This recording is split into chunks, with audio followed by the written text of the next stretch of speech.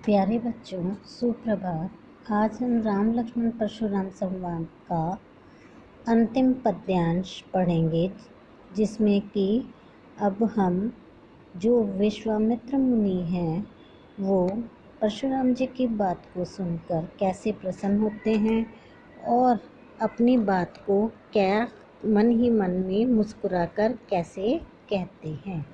गाधी सुनो कह हृदय हसी, मुनि हरिहर सूझ, अय मैं खांड न ऊख मैं, अजहु न बूझ अबूझ।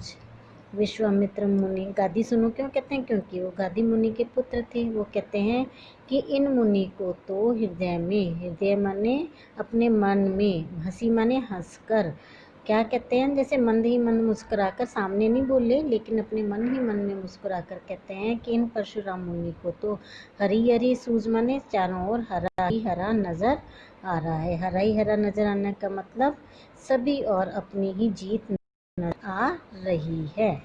अय मैं खांड न ऊख में, अजो न बूझ अबूझ। और क्या है कि अय में खांड न ऊख में, अजो न बूझ अबूझ।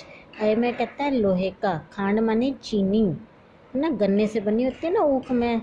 तो कहते हैं कि ये जो राम लक्ष्मण हैं, ये गन्ने की खांड से पक्के बने हुए नहीं है, जो जैसे चीनी को पानी में डालो पिघल जाती है ना, ये तो कहते हैं लोहे के मजबूत स्तंभ हैं। लोहे के मजबूत स्तंभ का मतलब है कि ये तो वीर योद्धा हैं, ये आपकी बातों में आने वाले नहीं हैं।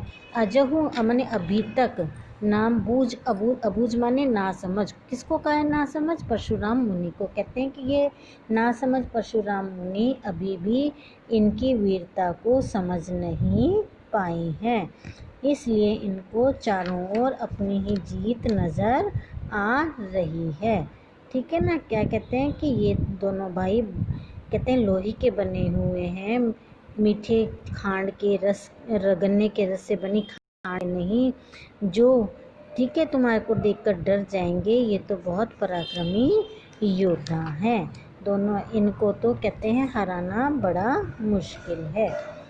आगे, कहु लखन मुनि शील तुम्हारा, को नहीं जान विदित संसारा, माता पितई उरिन भय नीके, गुरुजन रहा सोच बड़ जी के।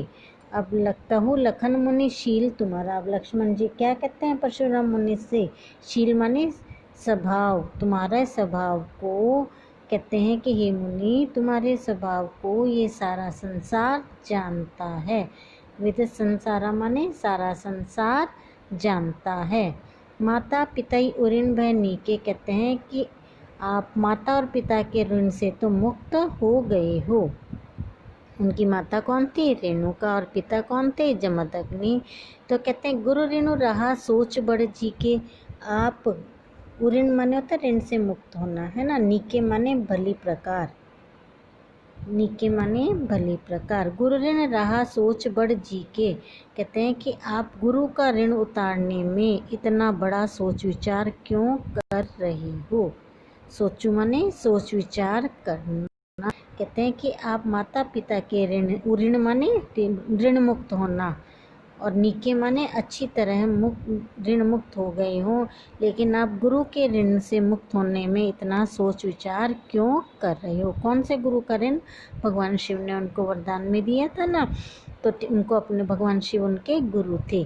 सो जन हमरे ही माथे काढ़ा, दिन चली गए ब्याज बड़ बाढ़ा। सो जनो हमरे ही माथे गाढ़ा, माथे गाढ़ा माने हमारे माथे पर निकालना। ठीक है। जनु माने मानो। कहते हैं कि आप इसका भी दोष हमारे ही माथे पर निकालोगे। सो जनु हमरे ही माने हमारे ही माथे पर निकालोगे। ठीक है।